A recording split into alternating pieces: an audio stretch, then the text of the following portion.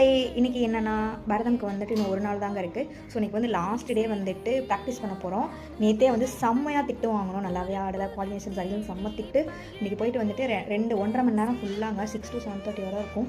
ஃபுல்லாக வந்து பெண்டு கழட்டிடுவாங்க, அரைமண்டி போடு அப்படின்னு. ஸோ வந்துட்டு டைம் வச்சு கிளம்பிட்டு இருக்கிறேன். உங்களுக்கு முடிஞ்சால் வந்து நாங்கள் ப்ராக்டிஸ் பண்ணுறத குட்டி குட்டி கிளிப்ஸாக வந்துட்டு ஆட் பண்ணுறேன். இல்லையா கூட வரியா, அம்மா கூட வரியா? My team, A hi, A hi hi.